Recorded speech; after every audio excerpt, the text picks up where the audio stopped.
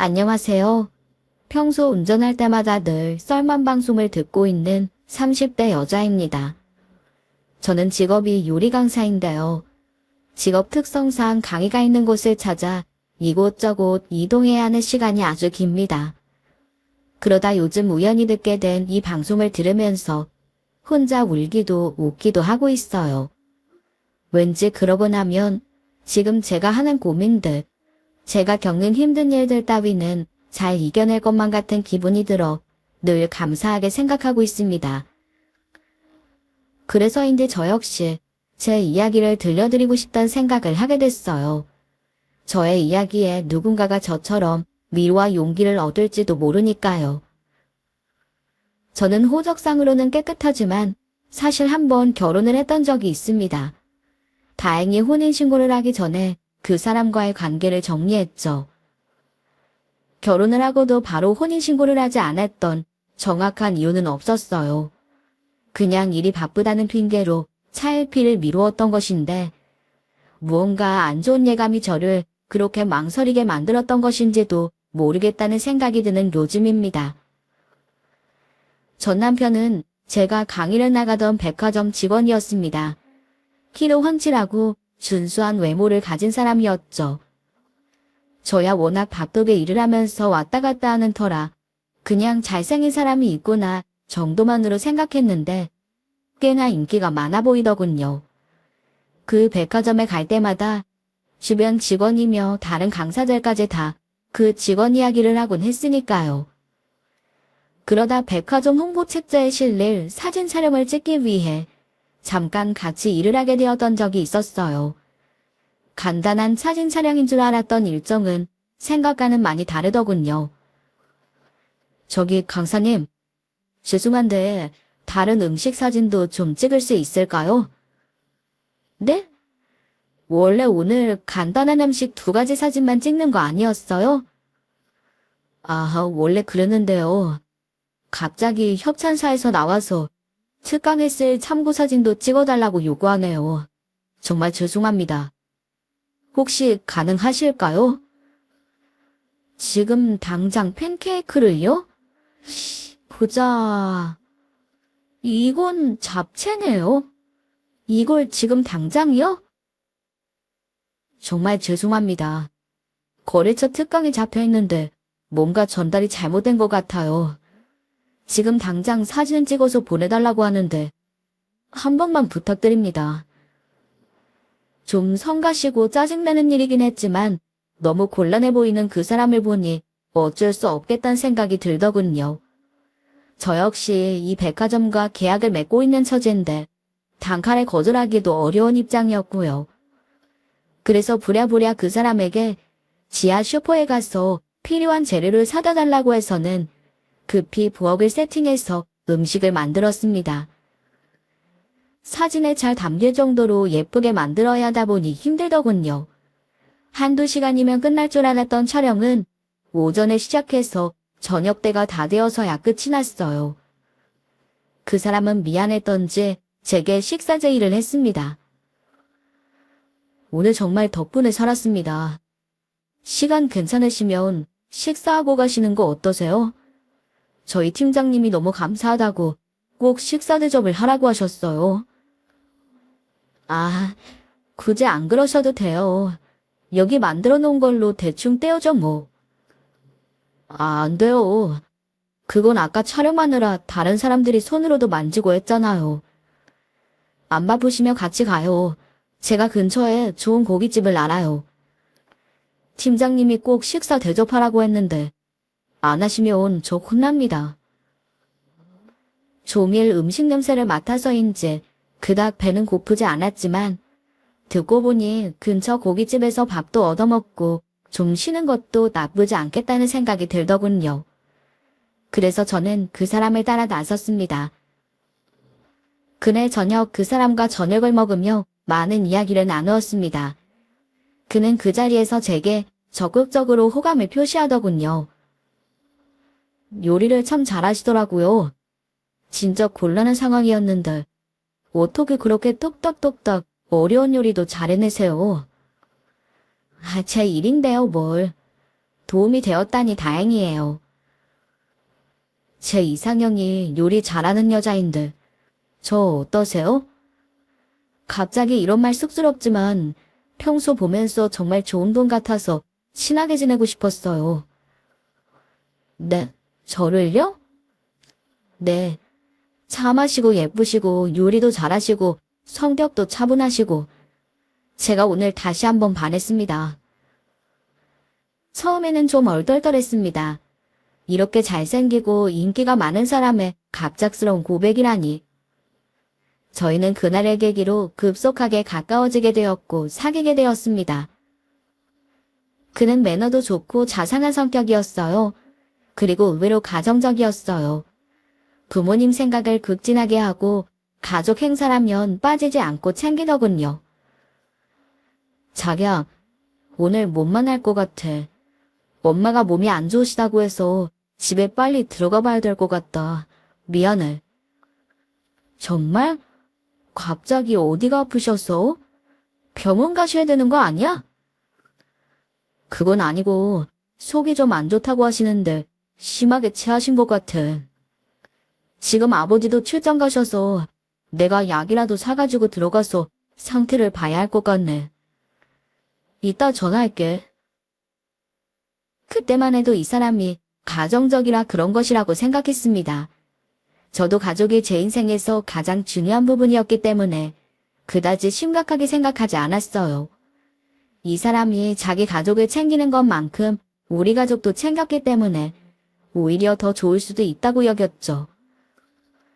하지만 1년 남짓 연애를 하고 결혼 이야기가 나와 서로의 집에 인사를 갔을 때 저는 뭔가 안 좋은 느낌을 받게 되었습니다. 다른 게 아니라 그 사람의 어머니 때문이었죠. 잔뜩 긴장한 채로 과일 바구니를 들고 집에 들어가 식사를 할 때였습니다. 그 사람의 어머니가 이것저것 물어보시더군요. 음식은 입에 좀 맞아요? 직업이 요리하는 사람이라고 해서 내가 신경을 좀 썼는데 어떻게 괜찮을지 모르겠어요. 아, 네, 다 맛있어요. 어머님도 요리 솜씨가 너무 좋으신데요? 아유, 고마워요. 이 사람이 집에서 밥을 먹고 손님 초대하는 거 좋아해서 내가 정말 고생했어요. 요리 학원을 엄청 다녔다니까. 혹시 특히 자신 있는 요리가 뭐예요? 왜 한식, 중식, 양식 이런 거 있잖아. 아, 사실 저희 어머니가 한식 요리 연구가세요. 그래서 한식은 그런대로 다 할 줄 알고요. 양식은 제가 따로 공부한 거라 양식도 꽤 할 줄 알아요. 중식은 따로 배운 적은 없는데 기본적인 것만 할 줄 알고요. 어머, 잘됐다. 사실 우리도 한식이랑 양식만 주로 먹어요. 남편이 중식은 별로 안 좋아해서. 우리 남편이 교수인 거 알죠? 그래서 집에 자주 손님들이 오는 편이에요. 제자들도 인사를 오기도 하고. 그래서 요리를 자주 해야 돼요. 아, 어머님이 힘드셨겠어요. 요즘은 모임을 식당에서 많이 하시던데. 우리 남편이 그런 건 너무 싫어해서. 생일 때도 동료 교수들 다 초대해서 해마다 집에서 한다니까. 이제 요리 전문가가 집에 들어오니까 내가 아주 안심이 되네. 사실 나는 요리는 질색이라서 그동안 너무 힘들었거든.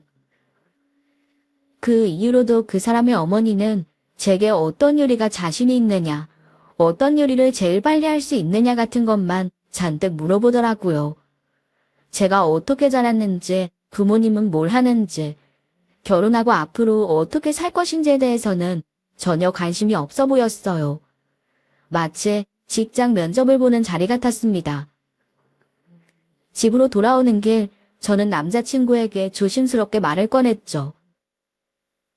어머니는 나 마음에 들어 하신 것 같아? 어때 보여? 완전 좋아하시는 거 못 봤어? 사실 자기 만나기 전부터 요리 강사라고 하니까 너무 좋아하셨어.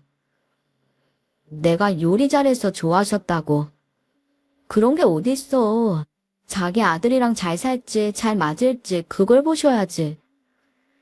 그거야 당연히 우리가 이렇게 잘 만나고 있으니 잘 맞다고 생각하시는 거지.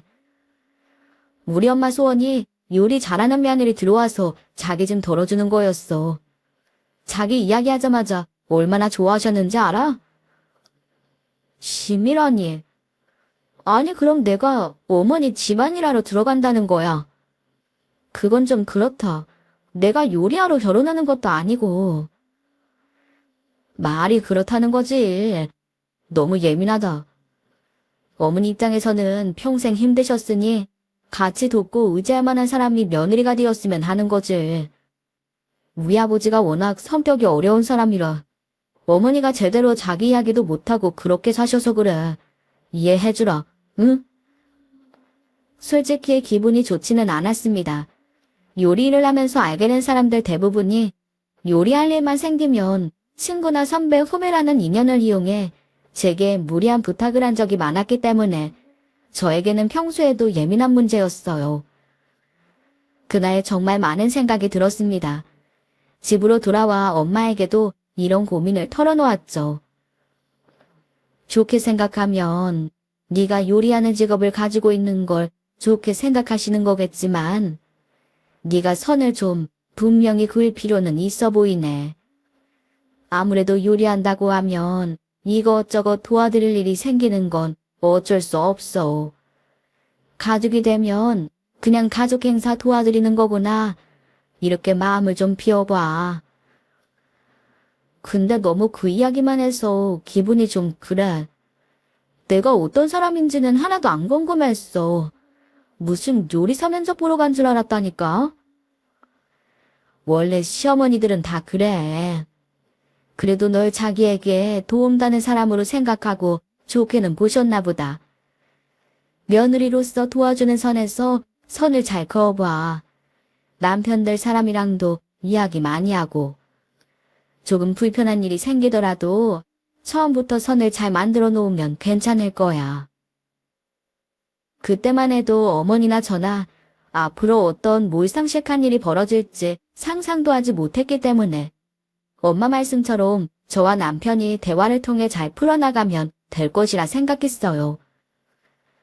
어찌저찌 무사히 상견례를 마치고 결혼식을 얼마 앞두지 않은 날 저는 뜻밖의 전화를 받았습니다.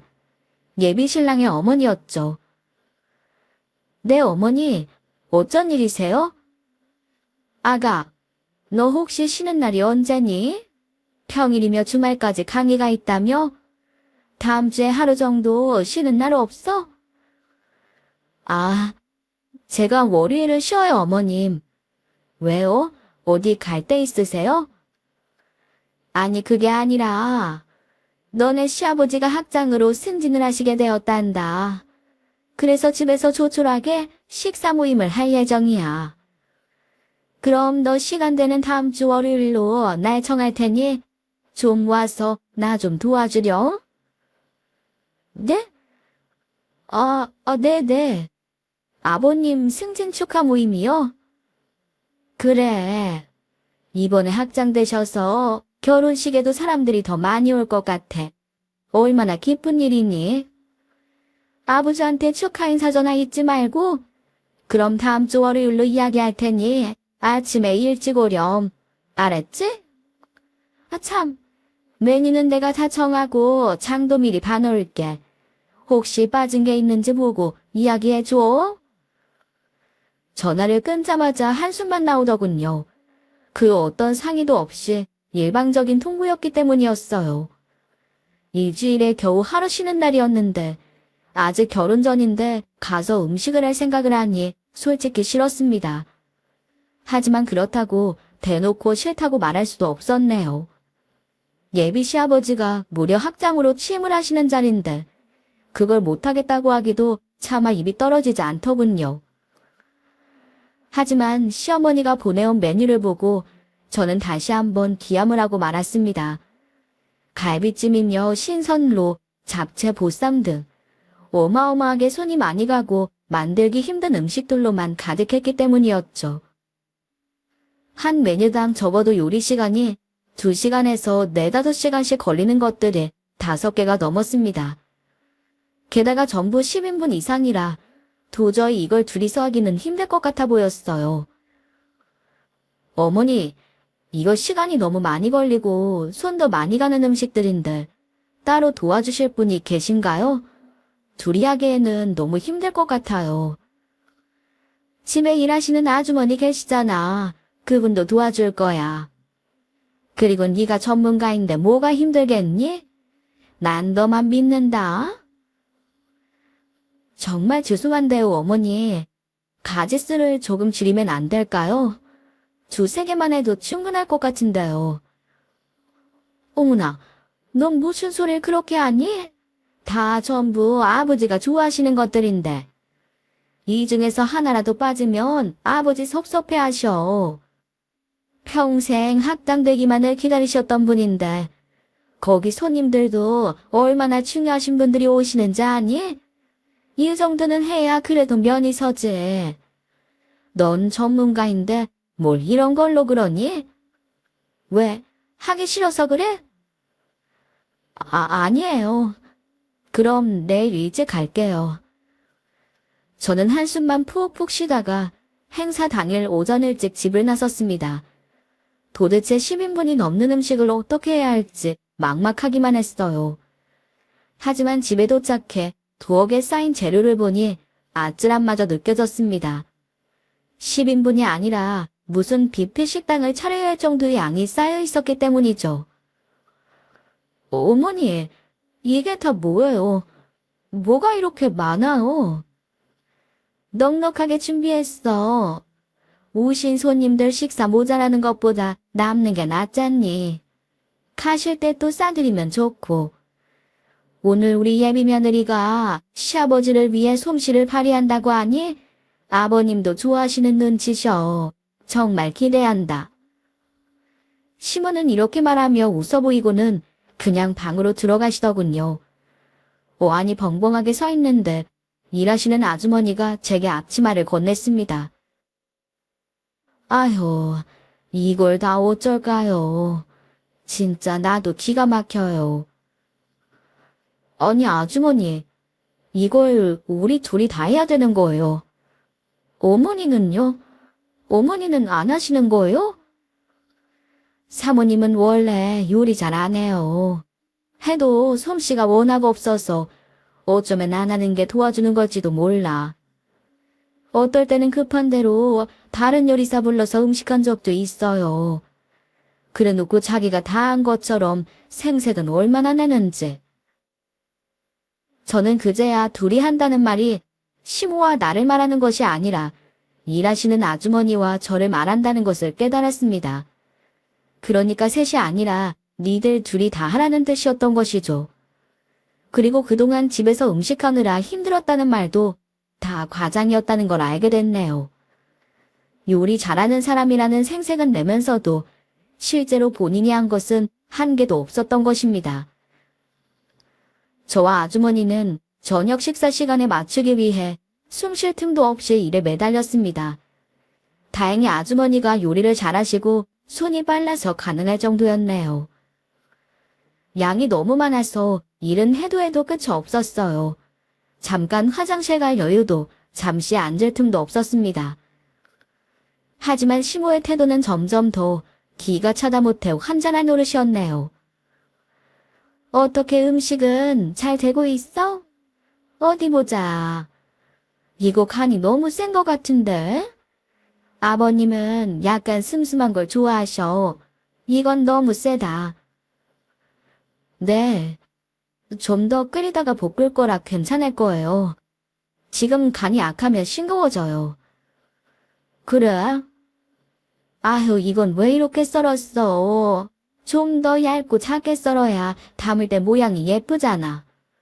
너는 음식만 할 줄 알고 음식 플레이팅을 신경 안 쓰니? 어머니, 더 작게 썰면 끓일 때 다 뭉개져요. 이 정도로 해야 모양이 더 나을 거예요. 그래 뭐, 전문가라 그런지 아주 답이 바로바로 나오네. 알았다, 알아서 해라. 그런데 점심인데 나 밥 안 줄 거야? 부엌에 음식이 산더미처럼 쌓여 있는데 집에 있는 사람은 점심 굶길 거니? 저희의 대화를 듣고만 있던 아주머니도 도저히 참을 수 없었는지 한마디 하셨어요. 사모님, 저희 지금까지 자리에 한번 앉아보지도 못하고 있어요. 점심이 뭐예요? 물 한 모금 마실 시간도 없어요. 사모님이 나가셔서 김밥이라도 사다 주세요. 아유, 집에 이렇게 먹을 게 많은데 무슨 김밥이야, 김밥은. 다리 아프면 좀 앉아가면서 일을 하지. 아유, 생색은. 지금 밥하면 대충 갈비찜이랑 해서 밥 먹을 수 있겠네. 나도 이따 저녁에 손님들 치러야 하면 저녁 못 먹을 거니까 얼른 밥해서 요리 끝난 거랑 해서 밥 차려봐. 아줌마랑 너도 밥은 먹어야지. 아, 얼른. 나 점심 먹고 머리하러 미용실 나가봐야 돼. 정말 기가 막혔지만 아주머니는 이런 상황에 익숙하다는 듯 밥을 하시더군요. 그 바쁜 와중에도 저는 밥을 해서 시어머니의 점심상을 차려야 했습니다. 저도 밥을 먹으라고는 했지만 중간중간 끓어오르는 냄비며 음식들 보느라 한 숟갈도 넘길 수가 없었네요. 시모는 그 와중에도 이건 어떻다 저건 어떻다 지적질을 해대며 밥 한 그릇을 싹 비우더니 미용실을 다녀오겠다며 집을 나섰어요. 정말 어이가 없다 못해 돌아버릴 지경이었습니다. 겨우겨우 저녁 시간 전까지 음식을 완성해놓고 나니 갑자기 시모가 부엌에 나타나더군요. 그리고는 이건 이 접시에 담아라, 저건 저렇게 놓아라, 마구 명령을 해대기 시작했어요. 약속 시간이 되어 손님들이 우르르 몰려오자 시모의 꼴값은 아주 극에 달했네요. 자기가 이 모든 요리를 다 한 것처럼 저는 부엌 밖으로도 못 나오게 하고 모든 음식들을 선수 나르며 손님들에게 온갖 생색은 다 내더군요. 아이고 사모님, 무슨 음식을 이렇게 많이 하셨어요? 이번에 우리 남편 학장 되도록 많이 도와주신 분들인데 이 정도는 해야죠. 제가 손이 좀 크잖아요. 전에 생일 때도 오셔서 아시면서. 이번에는 더 넉넉하게 했으니 집에 갈 때 좀 가져가세요. 댁에 사모님 기다리실 텐데 같이 드세요. 아이고, 너무 고생하셨겠어요. 이걸 언제 다 하셨대요? 이번에는 저희 예비 며느리가 와서 좀 도와줘서 훨씬 수월했어요. 저희 며느리가 아직 결혼 전인데도 와서 일도 돕고 너무 착하죠? 아이고, 그래도 사모님이 거의 다 하셨을 텐데 올 때마다 너무 대단하세요. 살림도 잘하시고 요리도 이렇게나 잘하시니 최 교수님 부럽습니다. 부러워. 이렇게 자기들끼리 웃고 떠드는 모습을 보니 얼마나 맥이 빠지는지요. 저는 손님들의 식사가 시작된 뒤에도 음식을 데우고 모자란 음식을 더 내가느라 부엌에서 나갈 수가 없었네요. 그런데 더 최악인 것은 늦게까지 이어지던 식사 자리가 끝난 뒤였습니다. 그때까지도 시모는 제게 집에 가라는 소리를 하지 않았어요. 식사가 시작되자 아예 식탁에 자리를 잡고 앉아 하하호호 웃고 떠드느라 제 존재는 아예 잊은 듯 했습니다. 이러지도 저러지도 못하는 상태로 저는 부엌 한 구석에 쭈그려 앉아 집에 갈 시간만 기다리고 있는 상황이었던 것이죠. 마지막 손님까지 전부 배웅하고 돌아온 시부는 제게 수고했다 말 한마디만 건네고 방으로 들어가 버리시더군요. 그것도 어이없었지만 시모는 저를 진짜 폭발하게 만들었습니다. 오늘 그만하면 처음인데 잘했어. 근데 간이 좀 들쑥날쑥하더라. 뭐 다음에는 더 잘하겠지? 얼른 뒷정리하고 설거지 해놓고 집에 가. 고생했다. 아니 어머니, 저보고 이걸 다 치우라고요? 설거지까지요? 그럼 어떡하니? 요리한 사람이 치워야지. 설거지를 해봤자 식기세척기 있잖아. 그걸로 하면 되는데 뭐가 많다 그래. 우리 집은 원래 행사하면 다 이만큼 나와. 이제 점점 익숙해져야지. 저는 도저히 참을 수가 없었습니다. 밤 11시가 넘은 시간에 찜소 치며 큰 냄비만 해도 6개가 넘는 데다가 무려 12명이 식사를 한 그릇을 전부 뒷정리하고 설거지하면 자점을 훌쩍 넘길 것이 분명했어요. 저는 참지 못하고 그 자리에서 바로 앞치마를 풀어 식탁 위에 올려놓았습니다. 어머니, 저 내일 일해야 되는 사람이에요. 이 이상은 힘들어요. 제가 해야 할 일은 끝난 것 같으니 이만 가볼게요. 아니, 뭐, 지금 간다고? 그럼 저걸 다 어떡하니? 아주머니 혼자 저걸 다 하라고? 아주머니 혼자 저걸 어떻게 해? 당연히 아주머니도 혼자 저거 다 못하시죠. 게다가 지금 일하실 시간도 아니시잖아요. 아주머니도 쉬시다가 나머지는 내일 하시든지 하세요. 저는 가볼게요. 예, 너 진짜 고기보다 당돌하구나. 어디 어른이 얘기 끝나지도 않았는데 그렇게 간다 그래. 너 이래놓고 우리 집 식구 될 수 있을 것 같으니. 네, 그것도 마음에 안 드시면 다시 생각해보세요. 저도 그래야 할 것 같으니까요. 저는 그대로 가방을 챙겨 들고 집 밖으로 나와버렸습니다. 택시를 잡아타자마자 곧바로 남자친구에게 전화를 걸었어요. 자기야. 이 늦은 시간에 무슨 일이야? 너 오늘 내가 너네 집에 가서 음식하고 고생하는 거 알았잖아. 근데 이 시간까지 전화 한 통이 없어. 어떻게 그럴 수가 있어? 바쁠 것 같아서 그랬어. 별일 없었다며? 아버지도 만족하셨다고 하시던데. 왜? 힘들었어? 어이가 없다. 나 지금 아침 10시부터 지금 이 시간까지 밥도 제대로 못 먹고 제대로 앉지도 못하고 일만 하다 나오는 길이야. 그것도 모자라 뒷정리에 설거지까지 다 시키시려는 거 내가 싫다고 하고 나왔어. 아무리 그래도 그렇지 이래도 되는 거야. 내가 너네 집 출장 요리사니? 힘들었겠네. 아무래도 자기가 이런 행사가 처음이라 그런가 보다.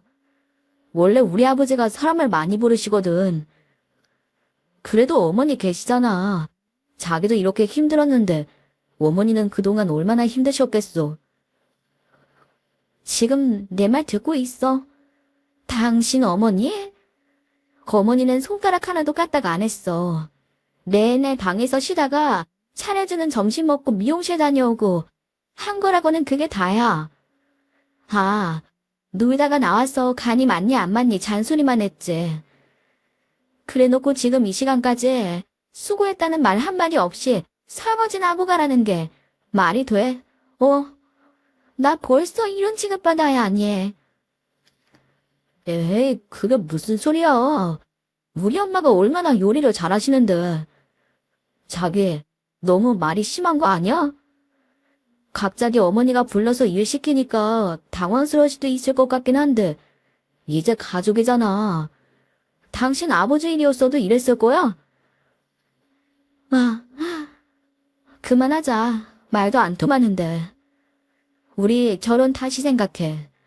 아니다. 차라리 그냥 없던 일로 하자. 어머니 보고 그 좋아하시는 행사 많이 치르시면서 잘 사시라고 해. 저는 전화를 끊어버리고 집으로 돌아왔습니다. 그 늦은 시간에 녹초가 된 채 집으로 돌아온 저를 보고 부모님은 많이 놀라셨어요. 저는 그날 제가 겪었던 일에 대해 이야기하며 부모님 앞에서 눈물을 보이고 말았습니다. 하루 종일 억누르던 서럽고 힘들었던 감정이 터져 나왔던 것입니다. 어머니는 절 조용히 안아주시더군요. 오늘 너무 힘들었지? 고생 많았다 내 딸. 그래, 다 이해해. 네가 무슨 결정을 하든 아빠와 나는 네 편이니까 네가 하고 싶은 대로 해. 네가 행복한 것이 가장 중요하니까. 울지 마, 괜찮아. 오히려 잘된 일일 수도 있어. 저는 피곤한 와중에도 그날 밤 한숨도 자지 못했네요. 다음날 피곤한 몸을 이끌고 일을 하는데 남자친구에게서 쉴 새 없이 전화와 문자가 오더군요.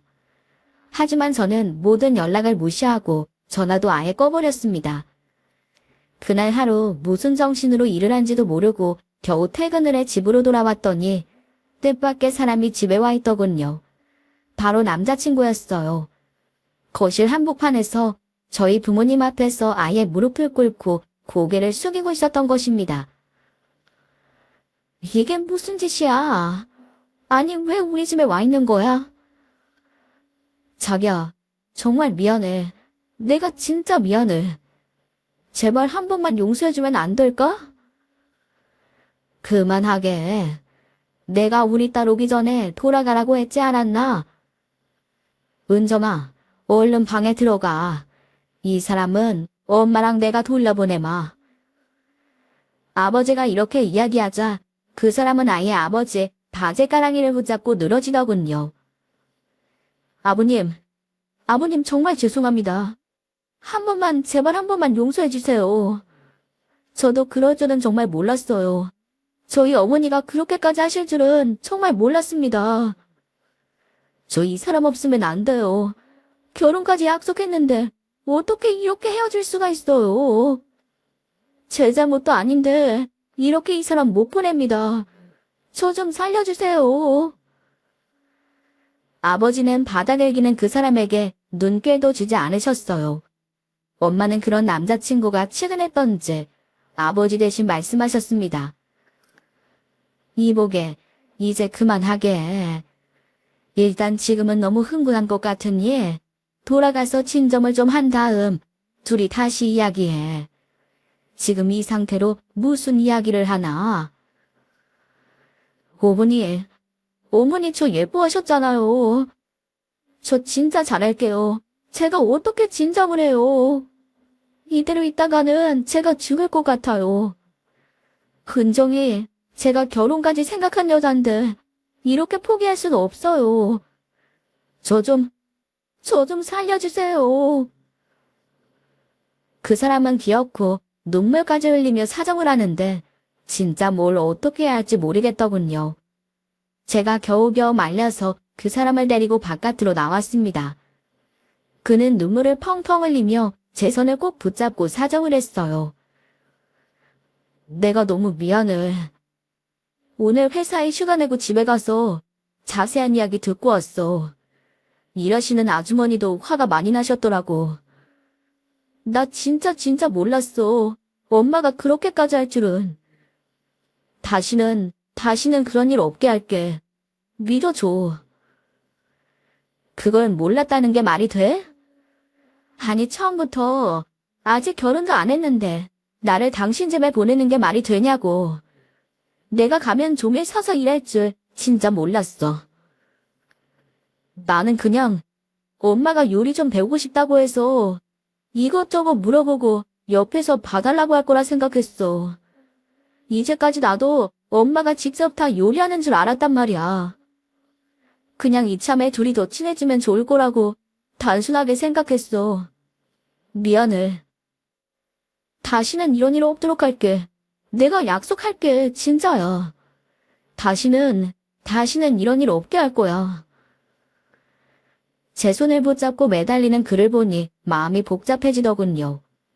그의 약속이 과연 지켜질 수 있을까 하는 불안도 있었지만 동시에 이렇게까지 와서 나를 붙잡아주는 사람에 대한 고마움과 안도감도 들었습니다.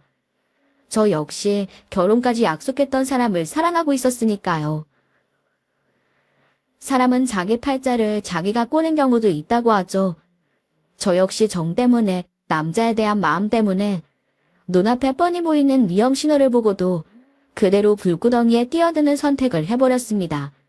그대로 결혼을 진행하기로 한 것이죠.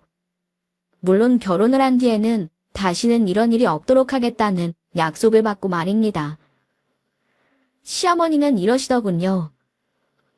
그렇게 그 일이 서운했다니. 나는 오히려 내가 더 서운하구나.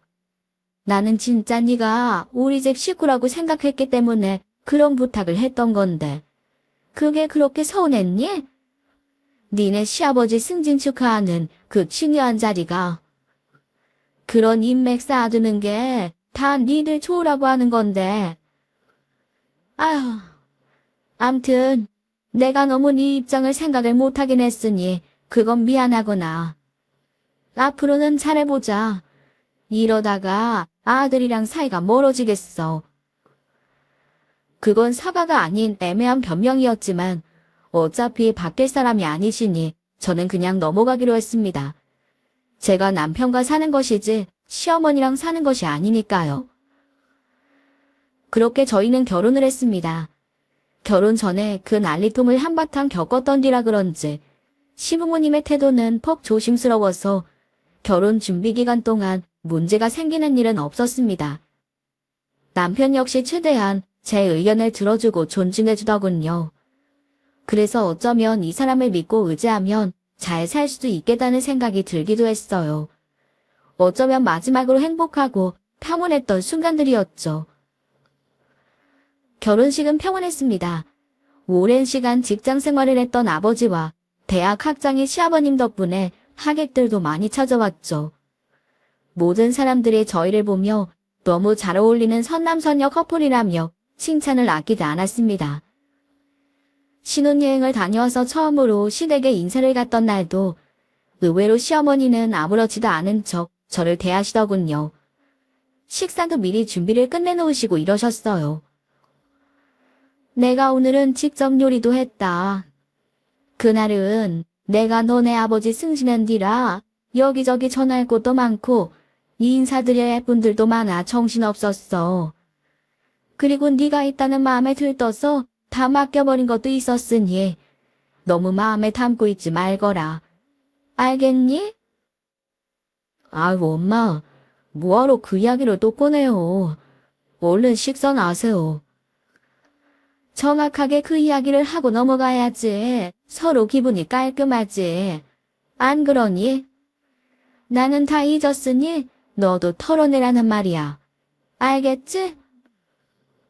뭔가 시어머니의 일방적인 말로 넘어가는 것 같았지만 그때는 또 그러려니 했습니다.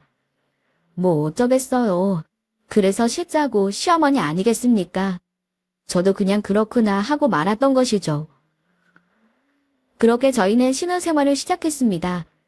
그래도 남들처럼 평범하고 알콩달콩하게 살 것 같았던 저희의 신혼생활은 얼마 가지 못해 삐걱대게 시작했습니다. 자상해 보이고 따뜻해 보였던 그 사람은 엄청난 마마보이였던 것입니다. 결혼을 하고 나서도 매일 퇴근길에 자기 어머니와 1시간씩 통화를 하고 아침에 일어나서도 제일 먼저 통화를 하는 사람이 자기 어머니였던 것이죠. 일어났으면 일어났다고, 점심시간이 되면 점심을 먹는다고, 퇴근을 하면 퇴근을 한다고, 집에 도착하면 집에 도착했다고 전화를 했어요. 무슨 일이 있어서 전화를 해도 늘 통화 중일 때가 많을 정도였습니다. 심지어는 집에 돌아와서도 하루 종일 있었던 일을 이야기하느라 1시간도 넘게 거실에 앉아서 우리 사이에 있었던 모든 일을 미주알고주알 이야기하는데 진짜 미칠 것만 같았어요. 당신 진짜 왜 그래? 우리 싸운 것까지 전부 이야기하면 어떡해? 어머니가 날 어떻게 보시겠어? 왜 남의 통화를 엿듣고 그래? 난 원래 이랬어. 이것까지 간섭하는 거야? 엿듣다니. 내가 듣는 게 싫었으면 방에 들어가서 통화를 하던가. 떡하니 거실 소파에 앉아서 1시간도 넘게 통화하는데 내가 어떻게 안 들어? 그리고 원래라니. 원래 그랬다 하더라도 이제는 좀 바뀌어야지. 당신 결혼했잖아. 결혼하면 그날 있었던 일은 나한테 이야기해야 되는 거 아니야? 통화만 하고 피곤하다고 나랑은 얘기도 제대로 안 하고. 이게 정상이라고 생각해? 아무리 결혼했다고 해서 내가 엄마 아들이라는 게 없어져? 무슨 그런 말을 해? 그리고 나는 그날 있었던 일을 전부 우리 엄마한테 다 얘기해야 하루가 마무리되는 기분인데 어떡해. 당신은 우리 엄마처럼 받아주지 않잖아. 이렇게 이야기하는데 정말 숨이 막힐 것만 같았습니다. 내가 남편이랑 사는 것인지 시어머니와 함께 사는 것인지 분간되지 않았어요. 남편이 그렇게 매일매일 하루 보고를 하고 나면 다음날 시어머니는 꼭 제게 전화를 걸어오거나 문자를 보내곤 했습니다. 내가 이런 말 하기는 미안하다만 우리 아들은 된장찌개 버섯 넣는 거 안 좋아해. 근데 너는 꼭 넣는다면서? 다음부터는 버섯은 빼고 끓여다오. 우리 아들이 그러는데 네가 빨래하는 것 때문에 잔소리해서 좀 마음이 상했다고 하더라. 그런 이야기는 퇴근하고 바로 하지 말고 좀 나중에 이야기해. 걔가 원래 피곤하면 좀 날카로워지거든. 매일매일 이런 이야기를 시어머니를 통해 전해 들어야 하다 보니 나중에는 전화벨만 울려도 심장이 덜컹할 정도가 되었습니다. 진짜 노이로제가 걸릴 지경이었어요. 게다가 저를 가장 힘들게 만드는 건 남편이 제가 만든 음식에 대해 단 한 번도 칭찬하지 않았다는 겁니다. 늘 자기 엄마가 만든 음식과 비교해가며 타박을 해댔어요. 우리 엄마는 미역국 이렇게 안 끓이는데 계란말이도 야채 다져서 안 넣고 그냥 계란만 넣어서 해줘. 그게 훨씬 더 맛있는 것 같아. 그건 어머님 스타일이고 나는 내 스타일이 있어. 그리고 야채 넣는 게 건강에는 훨씬 더 좋아. 자기 음식은 전체적으로 간이 좀 센 것 같아. 몸에 좋은 걸로 치면 싱겁게 먹어야 되는 거 아니야? 우리 엄마는 건강 생각해서 늘 싱겁게 해둬서 나는 그게 더 익숙한데. 건강 생각하면서 왜 이렇게 간을 세게 해? 이런 식으로 하나하나 전부 다 트집을 잡으니 나중에는 저녁을 하기가 싫어질 정도였습니다. 시어머니의 음식 솜씨를 내가 아는데 정말 기가 차서 대꾸하기가 싫었죠. 행복해야 하는 신혼생활이었는데 전혀 행복하지가 않았어요. 저는 뒤늦게야 후회하고 또 후회했습니다. 그때 결혼을 하지 말았다고 말입니다. 하지만 겉으로 보기에 우리 부부는 행복한 부부였습니다. 금전적으로 어려움 있는 것도 아니었고 양가 부모님들도 사회적으로 좋은 위치에 있고 대기업에 다니는 잘생긴 남편이었으니 말입니다. 그렇게 이러지도 저러지도 못하고 몇 달이 흘렀을까요? 결국 일이 터지고 말았습니다. 원래부터 자기 집안일이라면 아주 작은 것이라도 챙기던 사람이었는데 시아버님의 생신이 다가오자 아주 난리를 치더군요. 결혼 후 첫 생신이라면서 선물을 뭘 해드려야 할지, 여행을 가야 할지, 우리는 어떻게 해야 할지 며칠 전부터 신경을 쓰는 것이 도가 지나칠 정도였네요. 그리고 아버님 생일 당일날 아침, 매일 제가 깨워야 겨우 일어나던 사람이 새벽부터 일어나 저를 흔들어 깨우더군요. 여보, 빨리 일어나. 얼른 집에 갈 준비해야지. 아, 빨리. 지금 시간이 몇 시인데 벌써 준비를 해. 저녁에 가면 되는 거 아니었어? 아, 저녁 때 아버지 손님들 오신대. 우리는 얼른 가서 점심만 먹고 오자. 그걸 왜 지금 말해? 그리고 점심이라며 지금 새벽이야. 왜 벌써 일어나? 이제 가서 이야기도 하고 그럼 좋아하실 것 같아서 그래. 일찍 갔다가 일찍 오면 되잖아. 아, 빨리, 빨리. 그때 불현듯 머리를 스치는 생각이 하나 떠올랐습니다. 불길한 느낌이 들었지만 저는 일단 모른 척하기로 하고 못 이기는 척 일어나 준비를 했죠. 그리고 남편이 사두었던 선물을 챙겨 시댁으로 향했네요. 아침도 거른 상태로 말이에요. 시댁에 들어서자마자 저는 곧바로 무슨 일이 벌어질 것인지 깨달았습니다. 그때 그날처럼 부엌에는 산더미 같은 음식 재료들이 쌓여 있더군요. 도우미 아주머니 역시 황당하다는 표정으로 부엌에 서 계시다가 저를 보자마자 눈짓을 했습니다.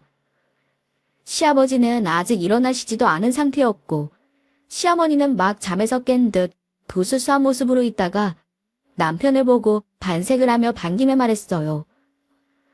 얼른 아들, 아침 일찍 오느라 힘들었지? 아이고, 그새 얼굴이 상했네. 요즘 밥도 제대로 못 챙겨 먹는 거야. 시무는 남편의 손을 잡아 끌며 식탁 의자에 앉히더니 저를 보고 이러더군요. 뭐하니? 너도 와서 앉아. 얼른 뭘 먹어야 일을 하지. 이러시려고 꼭두 새벽부터 절 부르신 거였어요. 넌 무슨 말을 그렇게 하니? 이번에는 나도 도울 거야. 그래서 내 아들도 같이 불렀잖아. 그리고 시아버지 생일 준비하는 게 그렇게 싫어? 다른 집 며느리들도 이 정도는 다 하고 산다. 너 그러는 거 아니다. 식탁에 앉은 제 앞으로는 햇바나나와 참치캔 하나가 놓이더군요. 너 저번에 밥도 안 주고 일만 시켰다고 그렇게 불평을 했다며? 종일 음식 냄새 맡으면 요리하는 애가 밥 생각이 난다니. 참 신기한 애야. 자, 오늘은 밥 주니까 이걸로 빨리 배 채우고 잡채부터 좀 만들어라.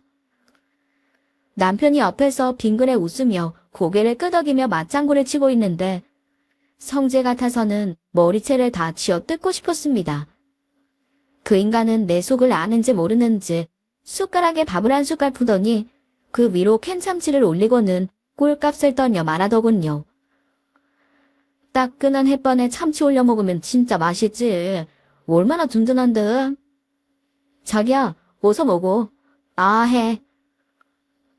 그 순간 저는 이성의 끈이 툭 끊기고 말았어요. 숟가락을 쥔 그 인간의 손을 잡고 힘을 줘서 그 인간의 입속으로 밥숟가락을 밀어 넣어버렸던 것입니다. 그리고는 이렇게 질러버렸어요. 맛있고 든든한 햇반에 참치, 너나 잘 쳐먹어. 나는 이만 가볼 테니까. 저는 그 자리에서 바로 일어났습니다. 남편은 숟가락을 입에 문 채로 어안이 벙벙한 표정으로 저를 쳐다보았죠. 그렇게 집을 나서는데 고고한 척하던 시모가 아들 써댔어요. 야, 너 당장 이리 안 와? 이게 어디서 지금 이런 못 배워먹은 짓을 하고 있어? 야, 이년아, 너 내가 가만히 못 둬. 사모님, 이제 그만하세요. 진짜 나도 더러워서 못 해먹겠네. 저도 오늘부로 그만둘 테니 생일잔치인지 지랄인지 알아서들 하세요. 남은 월급은 통장으로 보내고요. 갑자기 가정부 아주머니까지 앞치마를 벗어던지며 고함을 지르더군요. 그리고는 현관에 있는 저와 함께 문을 나섰습니다. 이 집은 며느리도 그렇고 나도 무슨 총처럼 부려먹고 그러고도 교수 집안이라고 온갖 우아한 척은 하는 꼴이 어찌나 역겨운지. 세댁 갑시다. 아니지, 이런 가짜는 집안이랑은 얼른 면을 끊어버려요. 요리 좋아하네. 소금인지 설탕인지 구분도 못하는 주제. 니들끼리 잘 먹고 잘 살아라, 이 모질이들아. 아주머니와 저는 대문을 빠져나와서 한바탕 크게 웃었습니다. 얼마나 속이 후련했는지 모릅니다. 저는 아주머니를 차로 집까지 모셔다 드린 다음 월급이나 퇴직금을 받지 못하면 제가 해결해드리겠다고 약속을 드렸죠. 그리고는 곧바로 집으로 돌아와 남편의 짐을 모두 싸서 시댁으로 보내버렸어요. 현관 비밀번호도 바로 바꿔버렸습니다. 그날 저녁부터 제 전화기에는 불이 나기 시작했어요. 저는 일부러 밤늦게까지 전화를 받지 않다가 그 인간과 통화를 했죠. 너 지금 이게 무슨 짓이야? 너 때문에 아버지 생신이 얼마나 엉망진창이 되었는지 알아? 손님들을 전부 모실 식단을 못 찾아서 결국 취소해야 했다고. 어머니는 물론 아버지까지 엄청 화나셨어. 너 지금 당장 와서 용서 안 빌면 그냥 넘어가실 수 없다고까지 하셔. 너 이혼당하고 싶어. 이혼? 하하, 웃기고 자빠졌네. 야, 왜 아직까지 혼인신고도 안 했어? 이혼은 무슨 이혼이야? 그리고 니네 아빠 생일잔치인지 뭔지 망친 게 왜 내 탓이야? 너네 엄마 요리 잘했어. 해마다 직접 다 해서 생일상 차렸다며. 그런데 올해는 왜 못하니? 그걸 말이라고 하니? 이게 어디서 남편한테 야야거리고 있어? 우리 엄마가 힘들잖아. 그리고 너 시아버지 생신상 차리는 거 하나가 그렇게 어려워? 너 그것밖에 안 되는 인간이야. 우리 아버지가 너네 부모님이었어도 이럴 거야? 야, 너랑 나랑 동갑이야. 네가 먼저 야야거렸으면서 나는 왜 안 되니? 그리고 너네 엄마만 힘들고 나는 안 힘들어? 내가 결혼 전에 분명히 이야기했을 텐데 다시는 식문호를 안 할 거라고. 너 그때 약속한 거 잊었어? 그리고 우리 부모님은 며느리 불러서 산더미 같은 음식 하라고 시키면서 햇반에 참치 꺼내놓는 짓은 안 해. 너 든든하고 맛있으니 이거 먹고 밥하라고. 내가 밥하는 사람이야. 아, 됐다. 이제 너랑은 진짜 끝이야. 너 지금 도쳤으니 니네 엄마랑 아빠랑 행복하게 잘 살아. 다시는 보지 말자. 이게 진짜 미쳤나? 야, 거긴 내 집이야. 내 명의로 된 내 집인데 네가 뭔데 감히 내 짐을 빼. 끝내고 싶으면 네가 나가. 알아. 근데 변호사가 일단 집에서 버티고 있으라고 하더라. 손해배상 소송 끝날 때까지 말이야. 너도 알지? 이 모든 혼인 파탄의 원인은 너랑 너네 부모님인 거. 너네 집에서 나한테 한 짓 전부 갚기 전까지는 못 나가지. 고소장 갈 거니까 잘 보고 판단해. 손해배상 소송은 순조롭게 진행되었습니다. 그동안 저는 그 사람이 제게 트집을 잡거나 폭언을 퍼부을 때마다 그걸 전부 녹취해두었거든요. 그리고 시모가 제게 한 행동 역시 전부 소장에 포함되었습니다. 그 집에서 오래 일하셨던 도우미 아주머니 역시 적극적으로 증언해 주셨어요. 덕분에 저는 소송에서 이겨 결혼식 비용이며 혼수에 들었던 비용과 정신적인 피해 보상까지 포함한 금액을 받을 수 있었네요. 당장 현금이 없었던 그쪽은 어쩔 수 없이 신혼집으로 마련했던 아파트를 제게 넘겨야만 했고요.